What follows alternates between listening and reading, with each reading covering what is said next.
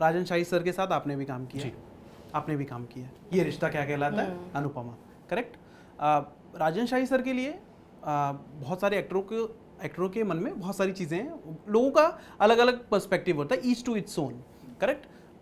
आपका क्या है, कैसे इंसान है वो, what do you think about? यार पहले मैं बोल देती हूँ बिकॉज मैं उनसे पर्सनली आज तक मिली नहीं Okay. हूँ। मैं उनके विवेक सर वटी क्रिएटिव हाँ, विवेक क्रिएटिव में तो मेरी उनसे बात हुई है and the team was very good and casting वाले जो थे ऑफिस में सारे लोग थे दे वर आल्सो वेरी गुड। तो मेरा सिर्फ कट टू कट काम में रहा है but the environment is very good, तो इसीलिए तो आई एम तो okay. What do you think भाई? मैं बहुत एक्साइटेड था राजन सर से मिलने के लिए, क्योंकि for me director cut production is like Yashraj of daily soaps, yes absolutely right. और आई थिंक इस इंडस्ट्री में हर एक एक्टर डीकेपी के साथ काम करना चाहेगा, राजन सर के साथ काम करना चाहेगा।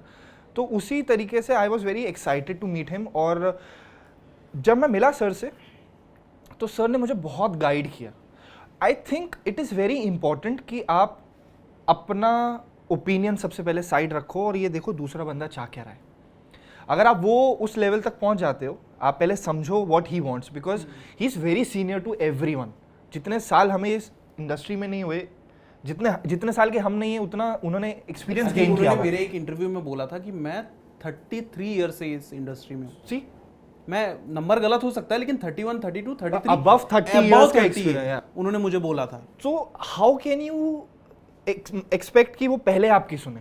इट इज़ योर ड्यूटी कि आप पहले उनकी सुनो, एक बार अच्छे से सुनो कि वो क्या चाह रहे हैं। तो जैसे जब मैं उनसे पहली बार मिला था और मेरा फाइनल कॉन्ट्रैक्ट साइन हो गया था एंड साइन होने के बाद उनसे मीटिंग हुई थी, देन ही टोल्ड मी कैसा हमारा शो है, क्या प्लॉट है ये।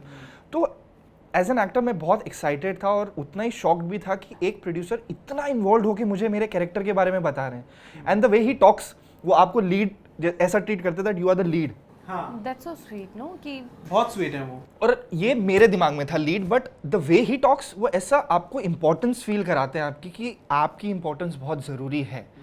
सो ये चीज़ बहुत ज़रूरी है। उन्होंने एक एक्टर को उसकी इंपॉर्टेंस फील करा दी, तो अब एक एक्टर की ड्यूटी होती है उनके शो को हमेशा प्रायोरिटी देना। एब्सोल्युटली एब्सोल्युटली, सारा काम छोड़ के सिर्फ उनके शो को।